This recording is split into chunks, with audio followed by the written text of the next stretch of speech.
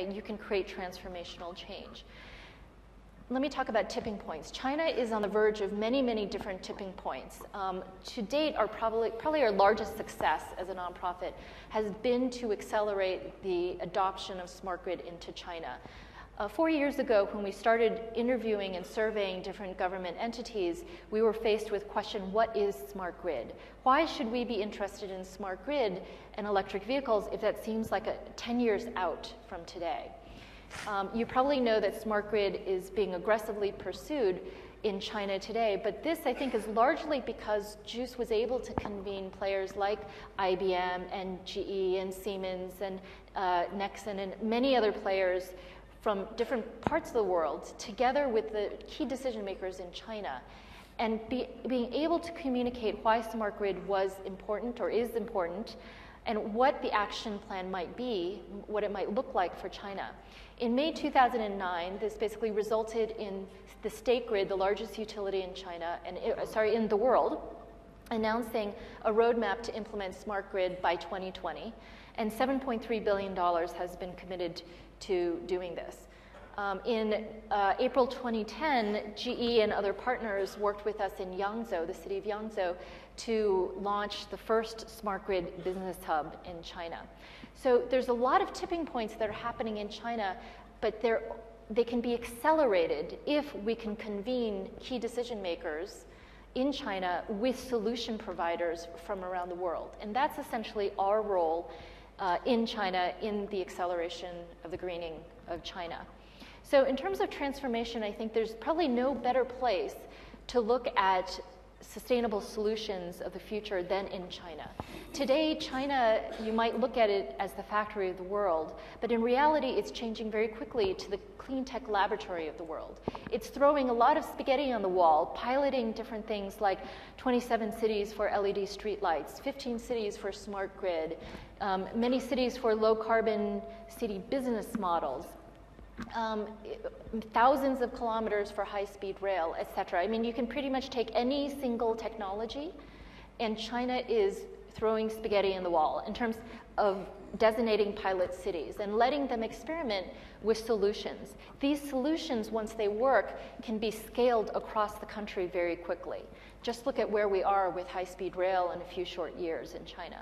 So to me, the exciting thing about China is that it's the only place in the world that's developing the IP of gigascale for deploying sustainable solutions. And so I encourage you to come to China and work with China and not just look at it as a competitor in some sort of clean tech race. Working with China, together we can create low-cost sustainable solutions that are deployable anywhere in the world. And we can do this very quickly through the resources of China and the technologies of different parts of the world. Thank you. These are all, I think, fantastic and inspiring examples. But I've been an environmentalist for 30 years now, and it's changed fundamentally. For me to talk to these guys 15, 20 years ago, I would have to chain myself to their headquarters. That's no longer the case, and that's really a good indicator that we are changing, but we're not changing fast enough. I mean, maybe it's in my job description, but I'm not satisfied with the speed of change. If we're going to peak climate emission 2020, that's 8, 9 years from now. If we're going to feed 9 billion people, maybe we need to triple the production per hectare in food production. And even if you're all inspiring leaders, how do we get the other guys on board? You know, you're suggesting an example of convening leaders, but how do we get the laggers? How do we mainstream all these solutions on a scale that really matters? Yeah. I think in terms of solution, I would like to underline in our ICT sectors. In terms of supply chains, in general, like in emerging markets, we are struggling only in energy. In the case of Indonesia, the cost of energy per base station is among the highest in Asia. That one is because the lack of electricity infrastructure, especially outside Java. That's why we have to look for a solution in this case. But I believe in terms of engineering, the energy consumption for mobile facilities today is less and less consumption. For example, 3 or 4 years ago, per BTS consumption is around 29,000 watts. But today we can find only 1,400 watts. It's reduced too much. And most of the components in our outdoor system no need air condition. So that one is really amazing in terms of technology. And that's why I'm not too worried about supply chains in terms and related to the CO2 or carbon. But we still have a concern and have to pay attention about the wastage. Like in Indonesia, we noted that every 9 or 10 months, people change their handset.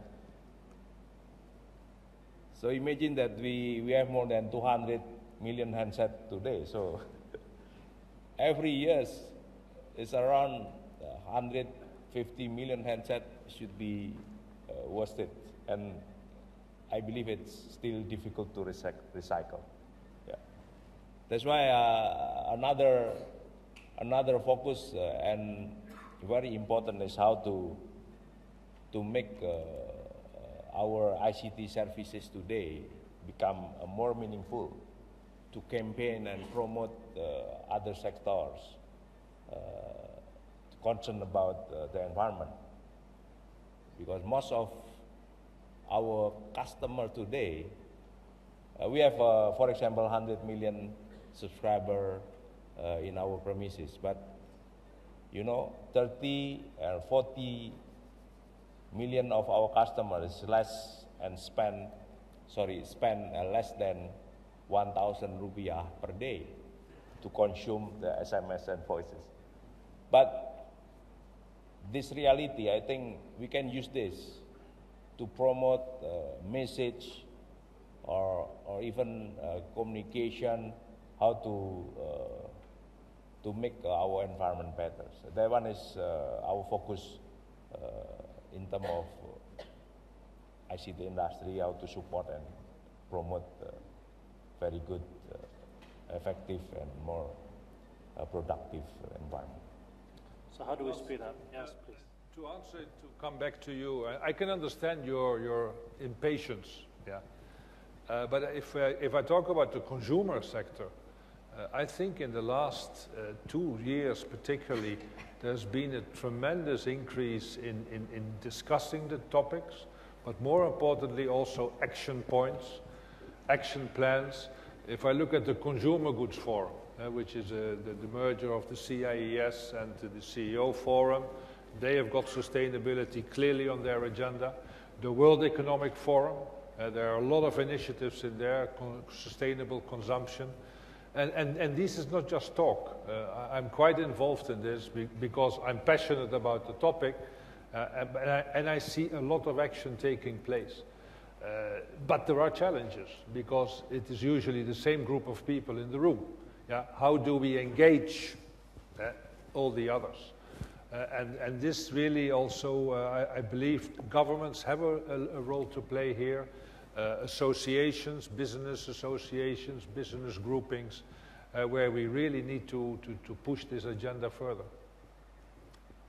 Fritz, if I may follow up on your point. I talked about the need to eliminate subsidies for fossil fuels, but I think really to accelerate progress, we ought to think about, is that enough? And what do we do to go beyond that? I think it's critical that we put a price on carbon. If we're really going to